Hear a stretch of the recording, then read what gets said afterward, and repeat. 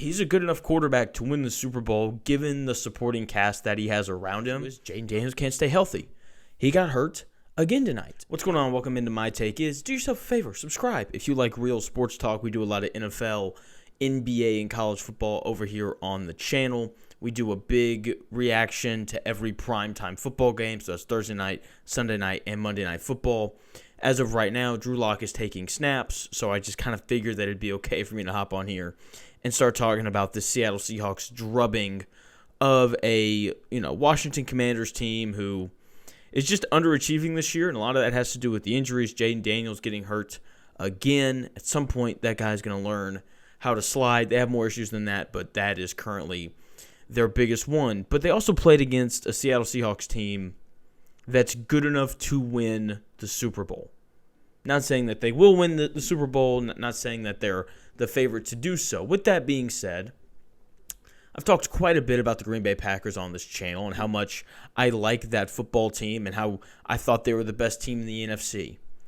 They lost to Carolina today, who's not a bad team by any stretch of the imagination. If you can run the football, you can beat everybody. But I think I now have to give this crown over to Seattle because they just continue to beat teams. And they beat bad teams badly, and they just beat good teams straight up. They could very easily only have one loss on the year. Their week one loss to the 49ers was really weird. They lost to the Buccaneers by 3. Outside of that, they've obviously beaten everybody else, and they've, like I said, kind of beaten the crap out of the bad teams that they've played. They're going to play the Cardinals here in 2 weeks. Can't wait for that game. That game's going to be awesome. But this Seattle Seahawks team is good enough to win the Super Bowl because Sam Darnold continues to be awesome. I know he threw a bad interception, where he kind of scrambled left when he didn't have to, and then he threw it back across his body to the right, and he left it behind his receiver, and it ended up being picked. Aside from that, though, the dude was just automatic. Started 17 of 17 passing, threw for 330 yards, finished the night 21 of 24. Oh, he also threw 4 touchdowns, by the way. I thought Chris Collinsworth did a really good job tonight of showing Sam Darnold working through his progressions. And when he's doing that, it's so obvious why he was the number 3 overall pick. Really good arm, athletic, accurate, can throw it from all the different platforms. The dude is he's just really talented. And he's finally put it all together, all these years later. He was the number 3 overall pick almost 10 years ago now. And everything he did in Minnesota, he's carried over to Seattle. And he's a good enough quarterback to win the Super Bowl given the supporting cast that he has around him. If he was a $50 million a year guy right now, Seattle probably wouldn't be this good. But Seattle's roster, top to bottom, good luck finding one as good, if not better than this. You could argue Philly because Philly's roster is absolutely loaded. But outside of that, in the trenches, this team is so dominant. They can rush the passer. The offensive line just consistently gives Sam Darnold all the time that he needs to throw. They've got not one, but 2 running backs that can really kind of be your bell cow. If either one of those guys were, on any other team, then you could argue that they could be the best running backs on their team. Meanwhile, Kenneth Walker is only going to carry the football 11 times tonight, and Charbonnet is only going to carry the football 8 times tonight. And it's because both of those guys can be reliable, and you can kind of play the hot hand and do those things. So it's as good a 1-2 punch of running backs in the NFL as you're going to find, and they're not even the stars of the offense, right? It's obviously Jaxon Smith-Njigba, who you could argue has been the best receiver in football to start the year. But those 2 running backs and that offensive line allow them to have balance, which is something that Sam Darnold has to have, because as good as he is, he's not Mahomes, he's not Josh Allen. If you ask Sam Darnold to drop back and throw it 50 times, you're probably not going to win. You have to be able to run the football to balance it out, and these 2 running backs and this offensive line allow them to do that. And then that also allows for Jaxon Smith-Njigba to just be a dude. Just another huge night from him. It doesn't matter who you use to cover him. He's going to get his. 8 receptions, 129 yards on 9 targets. He averaged 16 yards per catch. And this was on a night where Cooper Kupp, his running mate, who despite his age, is still a really good number 2 wide receiver. He didn't even play. So you can roll coverage over to Jaxon Smith-Njigba and do all those things, and it just did not matter. They hung 38 on Washington without their second-best receiver. And I get it, it's Washington, but 38 points in the NFL is still a lot. And they scored on their first 5 possessions. 4 of them were touchdowns. The 5th one probably would have been a touchdown, but they got it at the end of the first half, and they had to settle for a field goal there. So Jaxon Smith-Njigba is a real one. Cooper Kupp's a really good number 2. I love both of their tight ends. I love Arroyo out of Miami, just a big physical athlete. And then you've got, I'm blanking on his name right now. It's going to bother me because I freaking love watching him. A.J. Barner, just a physical blocking tight end who has turned into a really nice receiving option as well. So 2 good tight ends, 2 good receivers, a good offensive line, 2 good running backs. I mean, there's just so many options in terms of how this offense can attack you. And that's not even the strength of their team. When I turn Seattle on to watch them play football, I'm excited to watch the defense because they've got dudes at all 3 levels. Byron Murphy, monster on the inside, came into the game tonight against Washington with 4.5 sacks on the year, plugs the middle, doesn't allow opposing teams to really generate any sort of a push. I'm going to butcher Nwasu's first name, so I'm not going to say it. He's on pace to have the best year of his career. He had 5 sacks coming into the game tonight. Leonard Williams and DeMarcus Lawrence have both been around a little bit older, but both of those guys off the edge are playing really, really well. Just absolute handfuls, so that they don't have to blitz, but they still do because Mike Macdonald, he is the Sean McVay of defensive coaches.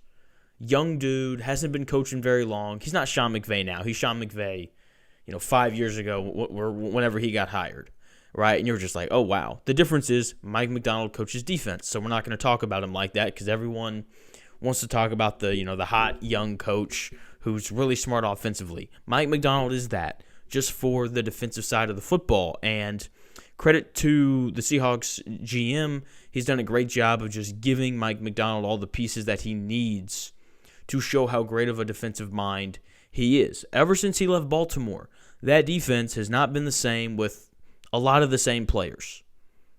Okay, so he comes over here to Seattle. I don't know why I said here. I don't live there. He goes over to Seattle, and the defense ever since he showed up has been awesome. Like, Seattle won 10 games last year. They just didn't make the playoffs because of tiebreaker things. But up front, that's where it starts for his defenses. They have plenty of dudes up front. You saw that tonight. They had Jaden Daniels running for his life. Part of that is the defense. The other part of that is the Washington Commanders' offensive line isn't very good. Okay, 4 sacks on the night, by the way, for Seattle. When was Jaden Daniels getting sacked 4 times? That never happens. Never happens. Ernest Jones, he's their star linebacker, one of the more underrated players in the NFL. Dude just doesn't miss tackles. Before this year, at least, his highest missed tackle percentage in a season was only 6%. This year, it's up to 13%. That's obviously not very good. But to kind of counter that, he is having his best year in pass coverage. Quarterbacks only have a passer rating of like 58 when they throw it his way. So he's been better there. He just needs to wrap up a little bit better, and then he'll be like a real stud. But the back end of their defense, it's my favorite thing. They just have an abundance of dudes who can get out there and cover. Kobe Bryant, Ty Okada, or Nick Imenwore, the rookie safety out of South Carolina. All 3 of those guys are safety. However they want to mix and match them, very reliable. Devon Witherspoon played a lot. He played a lot of nickel corner last year. It's just I think he was like the 5th or 6th pick out of Illinois. They've moved him outside this year, and he's been really good. Josh Joby, excellent as well. Reek Woolen, they've moved to nickel. He's kind of struggled a little bit in the Mike Macdonald defense, but tonight he was awesome. Just sticking to dudes. He was really good. So even though he struggled from time to time, that's a guy who's been an All-Pro before, right? So like this roster, just top to bottom, it is excellent. And if they stay healthy, and if Sam Darnold keeps playing, look, he's not going to go 21 to 24 every night for 300-plus yards, 4 touchdowns, and 1 pick. Like he's not going to do that. But if he can just continue to be consistent, not turn the football over, and hit the big plays when they're there, this team can run the football. They can get after the passer. They got dudes everywhere. This is a really good team and a really good roster.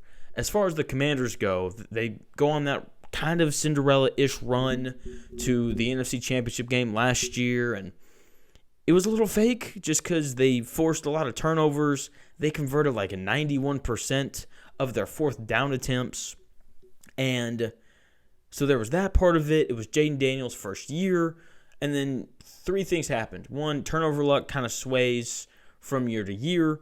Teams got a full year of tape on Jaden Daniels, and you're just not going to convert 90% of your fourth downs over the course of 2 seasons. Like, it's just not going to happen. And then you throw in that they've had a lot of injuries. And then you throw in that Jaden Daniels has gotten hurt a lot.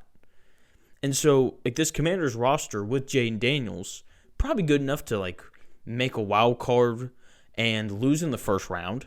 The issue is Jaden Daniels can't stay healthy. He got hurt again tonight. And at some point, this dude's going to learn how to slide. He has to learn how to slide. He is too skinny to take all of these hits. I thought last year he did a really good job of just getting out of bounds, and he kind of has this Lamar Jackson trait where when he does get hit, it's never square. It's always like a little side blow, and because he's a smaller quarterback, he goes down. But tonight, he got twisted up. And if the Commanders long-term want to be a playoff team and be a team that eventually competes to win a Super Bowl, he has to stay upright. Like, bring out the slip and slide and teach that guy how to slide and make sure that he does it day after day after day. And the frustrating thing is, like, he knows how to slide. He just doesn't do it for some reason. It's like, Jaden, my guy, you're 170 pounds, maybe. You're not running over that 220-pound safety. It's not going to happen. So please just slide. Aside from that, the offensive line, like, I get it. They brought in Tunsil, but outside of that, I don't think that Washington's offensive line's very good. The weapons are okay at best. The pass rush isn't good enough. Marcus Lattimore's older now. He's not really the corner that he was. So they've got some holes to plug, and Jaden Daniels has to stay upright. If they, especially the Jaden Daniels upright thing, if he can just stay healthy, then they're going to find a way to win games. But Seattle, love them. Such a good team. If you stay this long, subscribe. Obviously, you like something about me. Maybe you think I'm dumb. That's okay. It's all right. But just know we're going to keep rolling the takes out here on My Take Is. You don't want to miss any of them. So please do me a favor and subscribe. I'll see you in the next video.